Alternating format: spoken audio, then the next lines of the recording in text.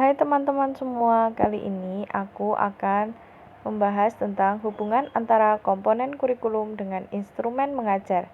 Nah, perkenalkan, nama saya Intan Fujanka dari PGSD 02 dengan NPM 205400043 semester 3 Universitas Slamet Riyadi.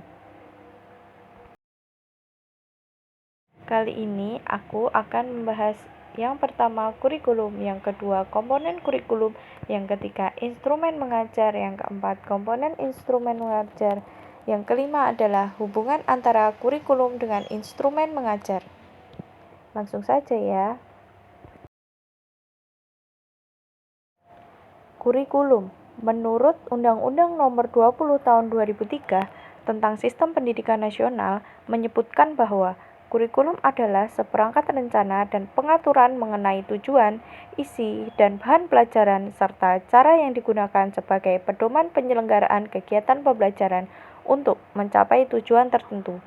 Komponen kurikulum dibagi menjadi 5, yaitu komponen tujuan, materi atau isi, metode atau strategi, alat dan sumber, dan yang terakhir adalah evaluasi. Slide selanjutnya yaitu instrumen mengajar. Instrumen mengajar adalah alat bantu bagi guru untuk mengajar, atau biasa disebut media yang digunakan guru dalam mengajar. Komponen instrumen mengajar ini yaitu silabus, RPP, LO, model pembelajaran, LKPD atau biasa yang disebut LKS, Prota dan Promes, keterampilan guru dalam menjelaskan, bertanya, membuka dan menutup pembelajaran, dan juga mengelola kelas.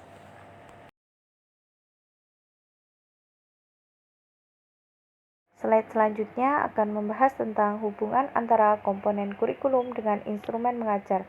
Secara sederhana, dapat dikatakan bahwa kurikulum adalah apa yang akan diajarkan. Dengan perkataan lain, kurikulum adalah suatu program, rencana dan isi pelajaran, sedangkan pembelajaran dapat dicirikan sebagai metode, tindakan belajar mengajar, dan presentasi. Sedangkan instrumen mengajar adalah alat bantu bagi guru untuk mengajar atau biasa disebut media yang digunakan guru dalam mengajar.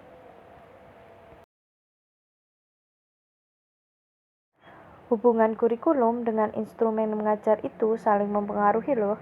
Semakin instrumen mengajarnya bagus, rinci, dan semakin baik penyusunan instrumen mengajarnya, itu maka semakin baik pula pencapaian kurikulum tersebut. Dikarenakan proses dalam pembelajaran pasti ada media atau alat yang digunakan untuk mencapai tujuan pembelajaran yang dimaksud.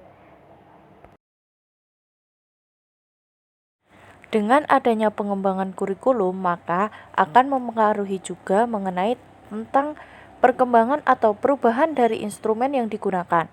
Dengan adanya alat bantu guru dan kompetensi guru, maka di dalam hasil akhir dalam pembelajaran dituntut untuk mencapai kompetensi yang dituju pada kurikulum. Kelancaran dan efektivitas pembelajaran didukung oleh kehadiran alat bantu atau media atau sumber belajar yang tersedia. Ketersediaan alat bantu atau media atau sumber belajar memungkinkan siswa dapat belajar lebih baik, lebih intensif, dan lebih banyak potensi yang dapat dikembangkan. Oleh karena itu, alat bantu atau media atau sumber belajar perlu dihadirkan dengan tepat. Lebih lanjut, alat bantu atau media atau sumber belajar perlu dimanfaatkan secara sinergis untuk mengoptimalkan pembelajaran. Dengan adanya media atau alat bantu pembelajaran, semakin memudahkan guru dalam melaksanakan pembelajaran, sehingga dapat menciptakan kondisi yang dapat mendorong siswa agar dapat mencapai kompetensinya dalam pembelajaran yang diberikan oleh guru. Dikarenakan zaman sekarang lebih memfokuskan kepada kompetensi yang dimiliki dalam seseorang peserta didik. Cukup sekian dulu ya video kali ini. Bila aku ada salah dan salah dalam pengerjaan, aku minta maaf ya teman-teman semua. Terima kasih sudah menonton.